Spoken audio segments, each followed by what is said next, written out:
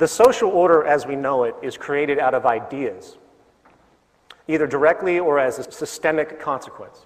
In other words, somebody somewhere did something which generated a group interest. Once a given set of ideas are entrusted by a large enough group of people, it becomes an institution.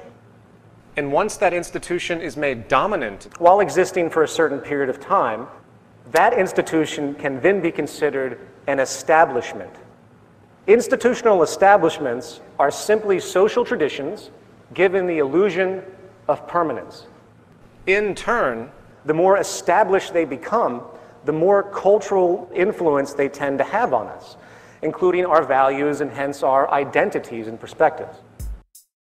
While there is always a debate about genetics and environmental influence, it's very easy to understand in the context of values.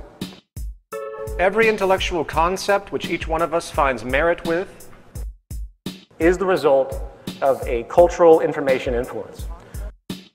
The environment is a self-perpetuating programming process, and just like designing a software program for your computer, each human being is advertently and inadvertently programmed into their worldview. Every word you know has been taught to you one way or another, and thus every concept and belief you have is a result of this same influence. Jacques Fresco once asked me, "How much of you is you?" The answer, of course, is kind of a paradox. For either nothing is me, or everything is me, when it comes to the information I understand and act upon. Information is a serial process, meaning the only way that a human being can come up with any idea is through taking in dependent information that allows that idea to be realized.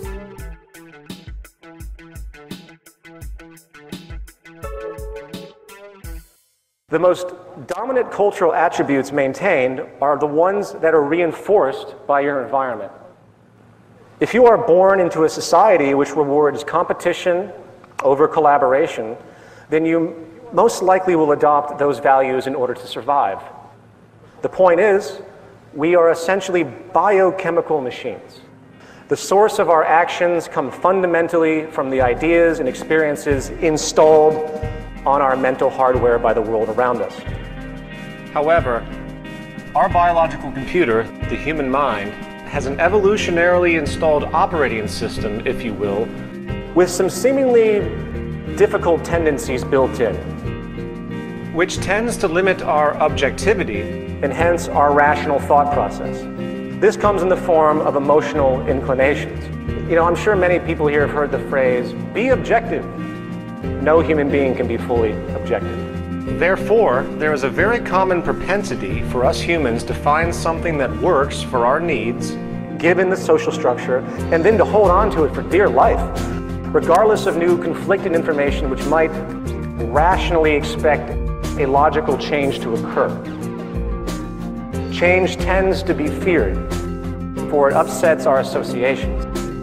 Therefore, anytime someone dares to present an idea outside of or contrary to the establishment programming, the reaction is often a condemning of the idea as blasphemy or undermining or conspiracy or simply erroneous.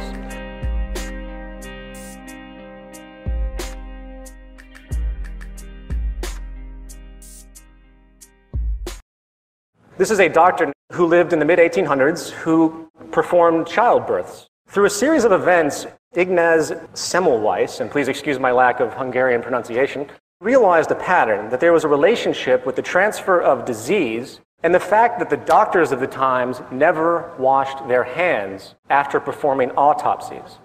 The doctors of the time would handle dead bodies in the lower elements of the hospitals, and then they would go up and they would perform childbirths without washing their hands. So this doctor, realizing this pattern, he started to tell his colleagues about this. He's like, "Hey, you should wash your hands before doing this." He was laughed at and ignored. He published papers, and they were dismissed and ridiculed.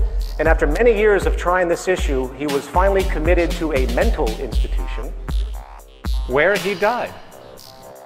It was many years after his death when Louis Pasteur developed the germ theory of disease that his observations were finally understood, and people realized what a horrible mistake had been made. People tend not to criticize the social order because they are bound within it.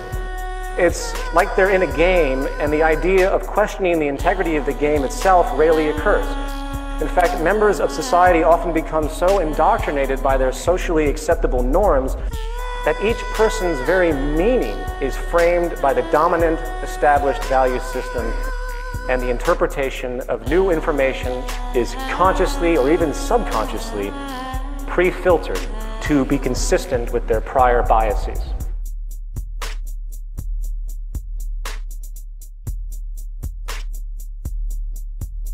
I got an email once that said to me, if you're against the free market, you're against freedom.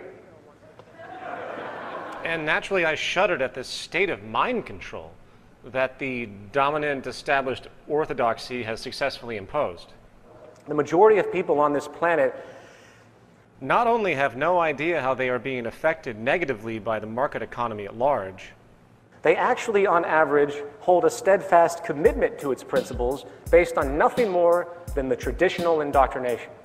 Of course, this is how power is maintained, and has been maintained by the dominant established orthodoxies since the beginning of time. And the trick, again, is to condition people so thoroughly into the established value systems that any thought of an alternative is inherently ruled out without critical examination.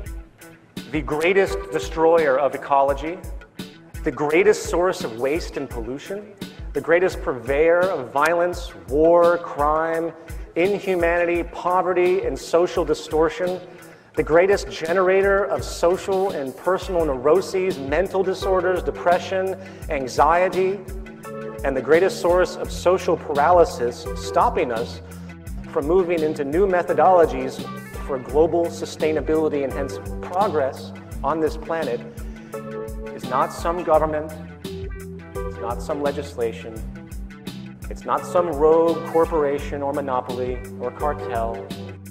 It's not some flaw of human nature. It is, in fact, the economic system itself at its very foundation.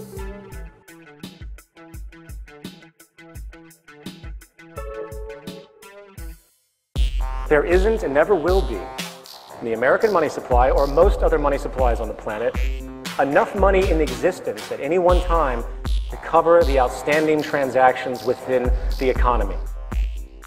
Money is created out of debt through loans.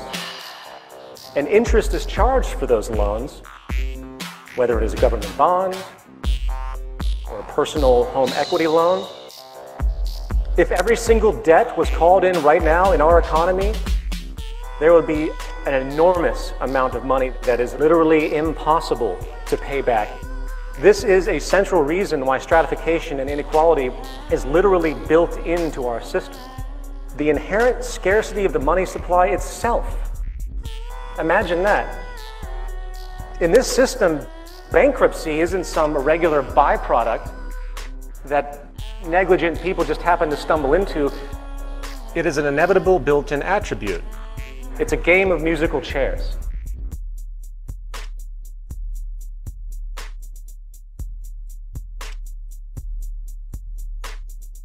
It doesn't take a genius to see where the trends are going, the trends that the media won't talk about.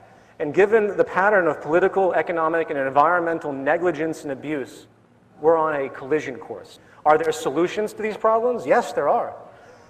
But they are so far outside of the status quo And a threat to those in power both politically and economically that they are just outright dismissed as irrational and absurd. The self-appointed guardians of the status quo won't even hear it because it's far outside of their reference and identity.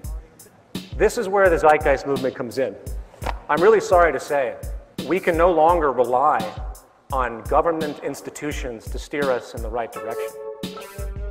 Every government on this planet is locked into an economically oriented social program which is self-serving, unsustainable, and destructive to one degree or another.